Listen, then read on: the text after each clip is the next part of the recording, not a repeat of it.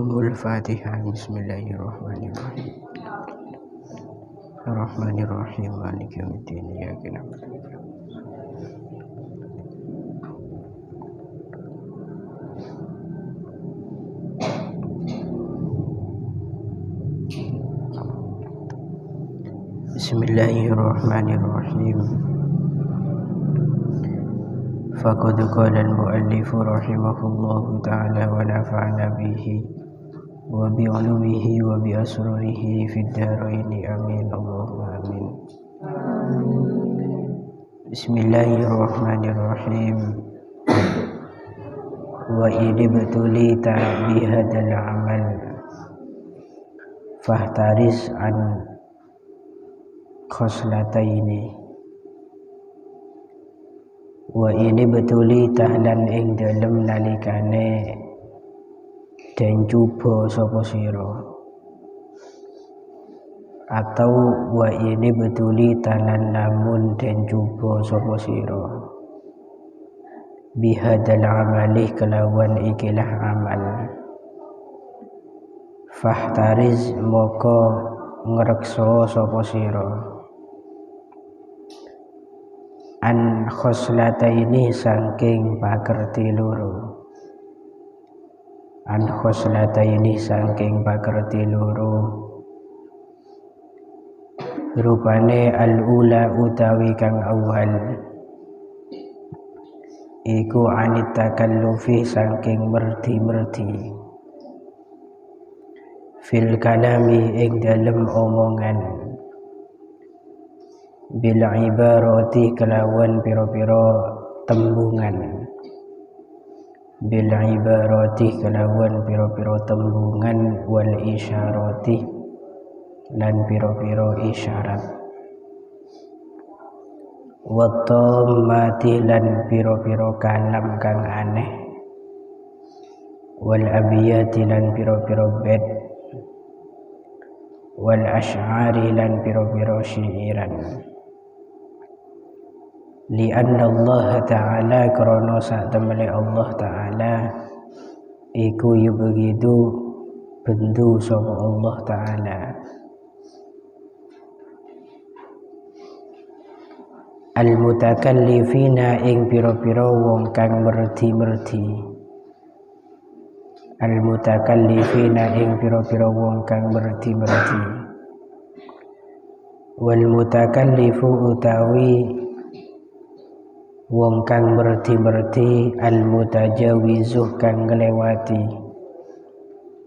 al-mutajawizuh kang nglewati anil haddi saking batas iku yadulluh nuduhaken sapa al-mutakallif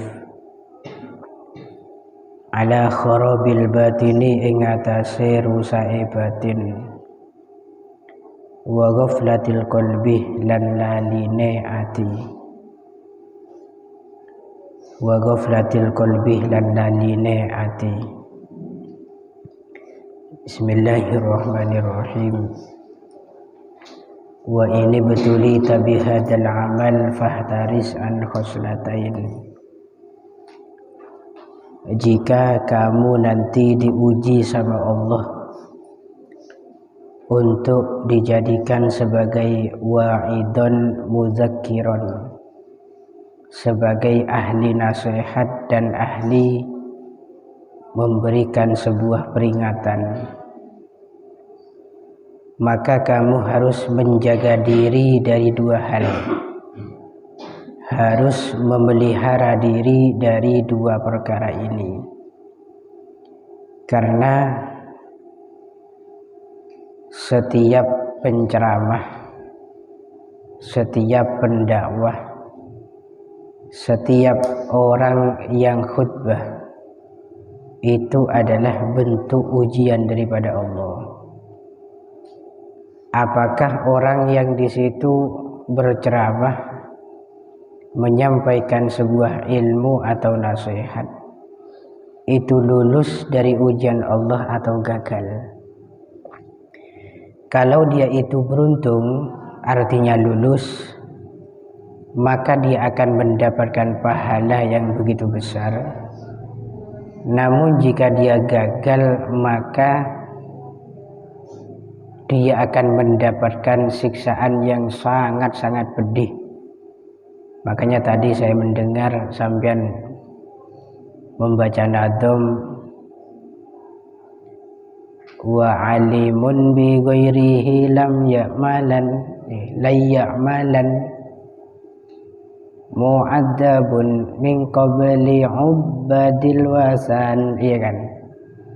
Setiap orang alim yang di situ tidak mengamalkan ilmunya, pintar orangnya, cerdas orangnya, ilmunya banyak, tapi dari setiap ilmu yang ia miliki tidak ada yang diamalkan,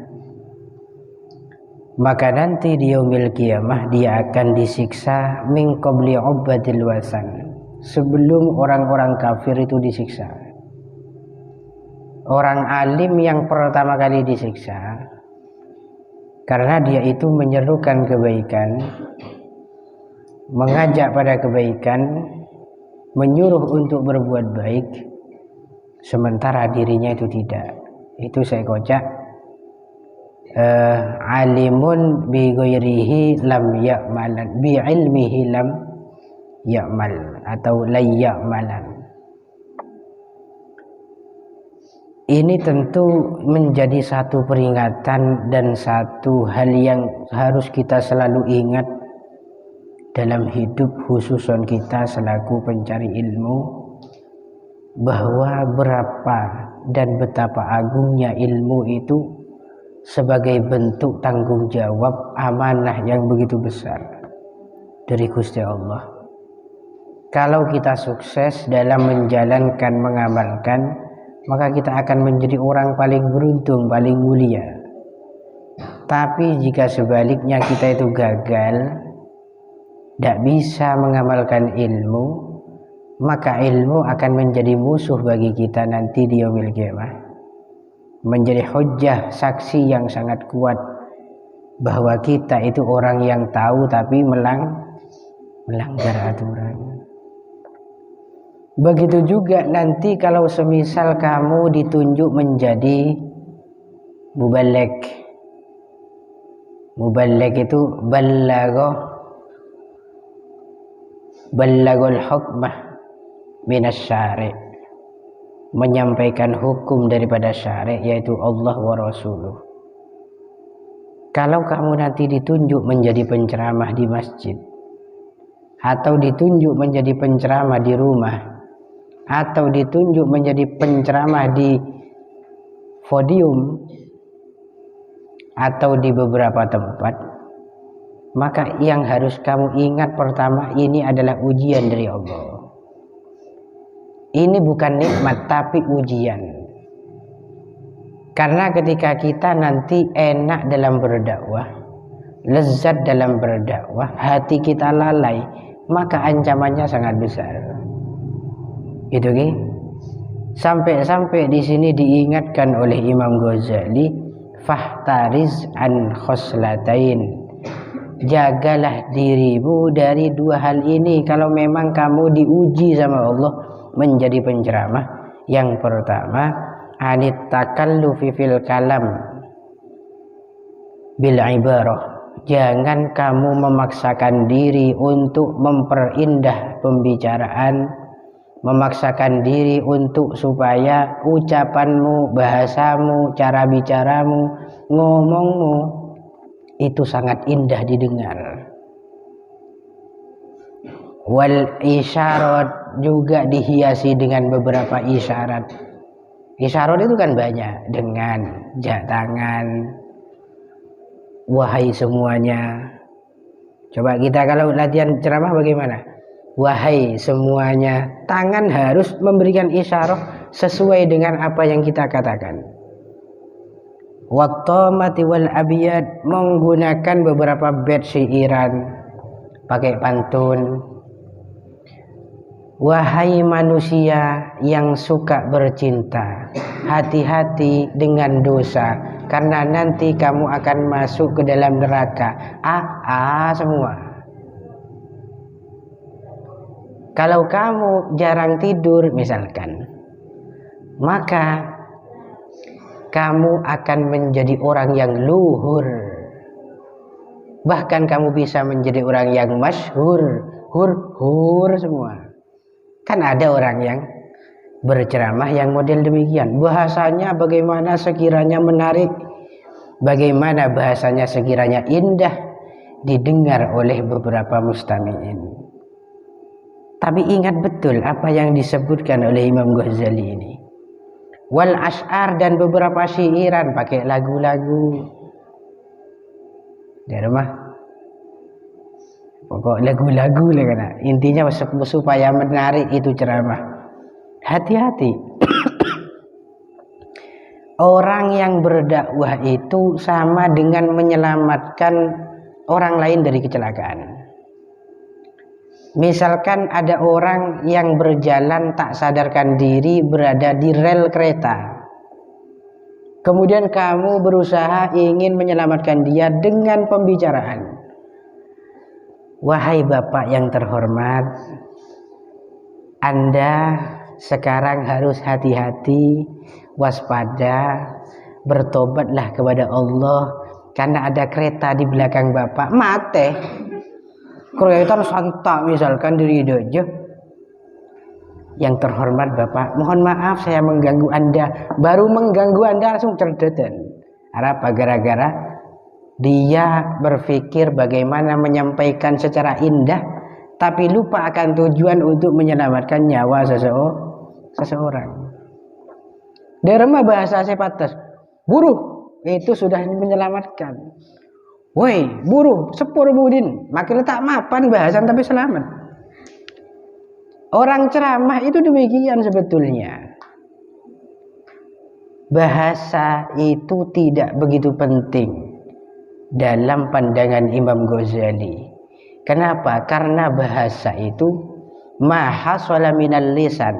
Apapun yang keluar dari lisan itu nanti ujung-ujungnya mentok-mentoknya hanya nyampe pada telinga saja. Namun mahasala minal janan, apa yang muncul dari hati yang ikhlas, hati yang tulus, maka faqad wasala ilal janan, akan sampai pada hati orang-orang yang dituju. Nah ini perbedaannya lagi. Kalau cuman ibarat yang indah, ungkapan yang indah, bahasa yang indah, maka nanti kesannya kepada mustami'in adalah nyamannya di telinga saat didengar, tapi tidak akan sampai pada hatinya. Ambian menoning kiai sesepuh, sewarok, sezuhud, al-arif billah, itu kalau pidato kan, beliau itu banyak yang tidak fasih dalam pidato, tidak ungguan. Kalau masalah ceramah itu kayaknya masih pinter-pinteran santrinya. Bahkan ambian menoning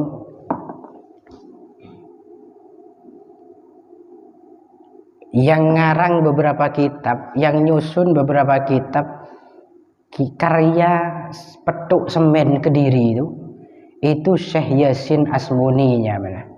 Itu beliau mengaku sendiri, saya tidak tahu kalau ceramah, saya tidak paham kalau pidato, saya tidak bisa sama sekali. Tapi beliau alim alamah. Ketika diundang orang, apa tugasnya? Cuma doa. Bagi mereka itu yang terpenting bukan fasihun fil ibarah, bukan fasih dalam ungkapan, tapi adalah fasihun fil qalbi, hatinya fasih, ikhlas, berseongku, wa fasihun fil amal. Amalnya di situ juga fasih, pinter dalam beramal, pinter dalam melakukan segala aktivitas berdasarkan ketulusan hati. Banyak kiai-kiai sepuh karena kadang mengaji kemudian menoning. Ini beberapa riwayat dari sebagian tangguruh. Ki Mahrus Ali Lirboyo itu kalau baca kitab sampean pasti bingung. Wa kadzalika lan iku koyo mengkono-mengkono gole dhewe.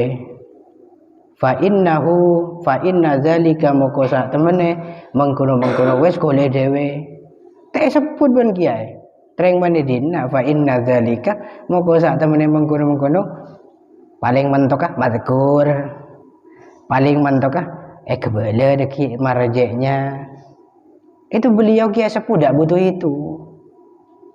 Sepenting perilakunya cocok dengan ilmu sudah cukup jadi mauidhah. Jadi nasihat bagi santri.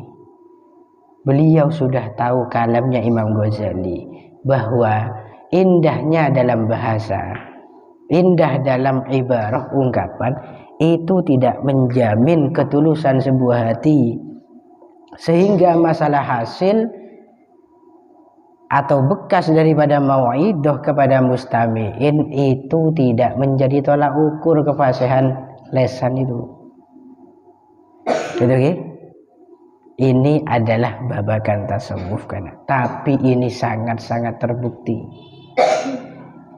Kiai menkadung adabu kan. Santri pokok ojo melanggar teng pondok dadi santri sing apik itu depak ke kamar nak kena merinding kepikiran. Apa boleh sampai kiai aduka, jangankan aduka kerukun nasihat dadi yo wong sing apik yo le itu membekas di hati nyampe di kamar. Bahkan banyak anak santri yang menangis. Bahkan tak sedikit dari mereka dari debu yang sedikit itu bisa merubah dirinya yang sebelumnya nakal langsung tobat ke pengiran pas cakang ngaji pada pondok. Itu kenapa kok beliau itu tidak fasih dalam bahasa, biasa saja bahasanya, tapi kenapa kok manjur hatinya bersih, hati ke hati itu sangat kuat kan? Beda dengan kamu kalau udah sholat maka akan disiksa kamu. Dalilnya misalkan sak dalilnya, sak pantun-pantunnya, sak leluconnya, guyonnya. Walhasil yang masuk apa? Kesimpulan dari pengajian apa sih kau ulama apa? Lebur kiain malam acerita sampai esok kamjan. Oleh nazam sampai. Padahal inti dari acara adalah pengajian, ngaji. Paham ya? Ini adalah bekal untuk kehidupan kita yang akan datang. Nikah santri kabi, nikah endik peluang, endik kesempatan besar dan punya kemungkinan besar untuk diuji dengan hal yang semacam ini oleh Gusti Allah. Pagi sampean takdir, pentain nasihat, pentain ilmu, maka hati-hati. Wis tau samaksaaki untuk omong begitu indah menurut sampean. Tapi hati di situ tak ikhlas. Hati membutuhkan tim sukses. Dari mana tim sukses kena? Mentak ngaji tadi tim suksesnya tak gelem ngaji. Tim sukses telat di situ tak pati semangat ngajinya. Ngajar mentak tim suksesnya di situ udah akan semangat dalam mengajar. Wes biarkan kamu itu mulia mapan fisama menurut makhluk kepengiran sebelah langit yaitu para malaikat. Maka jika tim suksesmu itu dipasrahkan ke langit, insya Allah kamu betul-betul akan jadi orang sukses, nyampe pada tujuan. Itu intinya apa? Tak usah terpenter masalah mong terpenteran masalah ateh terpenteran masalah amal. Intinya itu nasihat dari Imam Ghazali. Wa makna tadzkir ay yadhkura al-'abdu narul akhirah wa taksiru nafsihi fi khidmatil khaliq wallahu a'lam bishawab. Al-Fatihah.